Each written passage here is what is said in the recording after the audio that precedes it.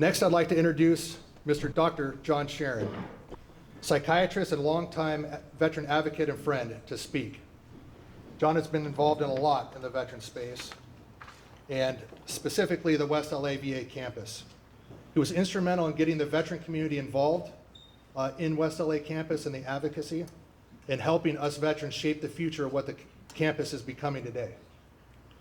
As the former director of LA County Department of Mental Health, Jon launched the Veteran Peer Access Network, a first of its kind county program aimed at closing the access gap by providing opportunities for veterans to serve each other.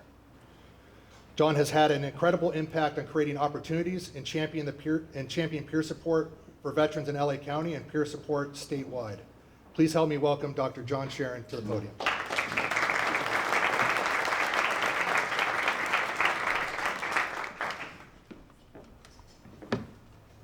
Well, it's really great to be here. I've gotten to see a bunch of people that I haven't seen in a long time, and I miss you. I want to kind of start. I want to start by recognizing all the veterans who have served our country, and who I believe will benefit from the work that's being done by bringing together private partnership at a new level. And because of the leadership that Jim Zenner brings to this department, to this county, to this region.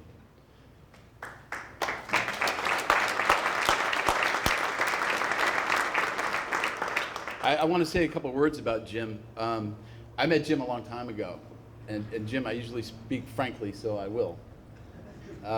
You know, Jim had his own set of struggles, like we all do, and when I met Jim, it was to bring him to lead the Hollywood Veterans Center, which is a transitional program in Hollywood for post 9/11 veterans.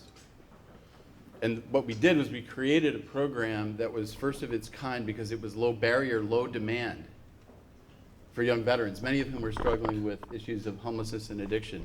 And Jim took that program to a whole new level.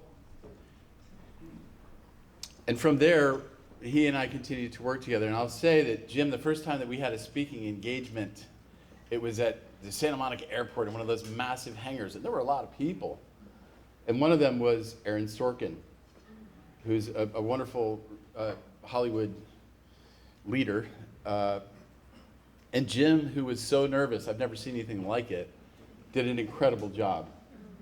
He did such a good job that Aaron, for the first time in his whole life, publicly told everybody about the struggles he had with addictions. And that's really a testament to you, Jim, and how you speak and you act from your heart. When I was in the county, I did a lot of stuff with the private sector, with Balmer's, with Weingart, with Parsons, to mention a few, and we did a lot of different things. We launched a whole reform of full-service partnerships. We brought on what we call the Incubation Academy to help small nonprofits figure out a way to get the infrastructure so that they can contract with the government, which is not an easy thing to do, Supervisor.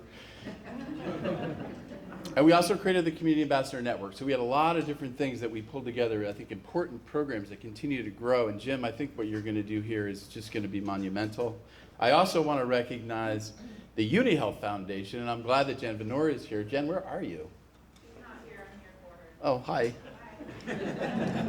Because UniHealth actually invested in the very first Battle Buddy program that we put together, led by Jim Zenner. I also want to recognize what I thought were going to be my two favorite former bosses, supervisors in the building, although only one of them is here in person, but I'll start with her, Janice Hahn.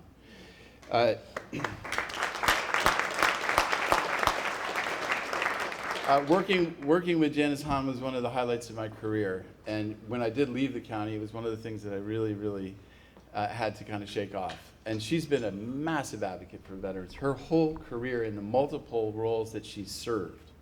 And I met her actually down in Long Beach when we put together the Blue Butterfly Project, which many of you may know, many of you may not, but it's a really incredible residential program in Rolling Hills for women and head of household women who have suffered with homelessness and other challenges. And Supervisor, you have been stalwart in this space, and I think that people know that, but I'm just recognizing it here once again. Thank you. The other person who's not here, which is too bad, and I know that she's been doing a million different things, especially with the fire, Supervisor Barger. Supervisor Barger actually was the person who, when I decided to try to take this Battle Buddy program, the Veteran Peer Access Network, to scale in the county, took the motion that the department wrote, and 3 years later, we started to invest in the Veteran Peer Access Network, which is growing and has engaged, I think, a level of not just capacity, but also impact, because it brings veterans who, many of whom don't have a sense of purpose and belonging, back into the fray, to be a part of a team and to have a purpose in their daily life that they care about, which is as healing as anything. And I say that as a psychiatrist. It's not all about medications. It's about having things to do and to having a sense of belonging that really is the way forward to healing. The last thing I'll say is that we have to think about creating platforms in our communities, in our society, for veterans to come back to. And I don't think we've done that. I don't think we've done that adequately. Jim mentioned one of the things that I certainly have worked on since I used to run mental health for the VA, West LA VA campus, which is that large campus that's a part of the greater Los Angeles VA. And I'm thrilled that Rob Merchant is here, the director, who's been an incredible partner and advocate. And it's not easy. It's not easy to get the government to move on things. And I say that as someone that's worked in the government my whole career for the most part, until recently. But getting the government to do things like create that platform, to create a community that's inclusive for veterans who are suffering and for other veterans in the region to come and help them connect with other vets, to get resources, to prevent them going down the wrong path, is a big, big deal. And I think George Washington said it best when I think about it. The willingness of our younger generation to serve our country will depend directly upon how those who have gone before them are treated when they return. So let's keep that in our hearts and our minds as we move forward. Thank you all very, very much.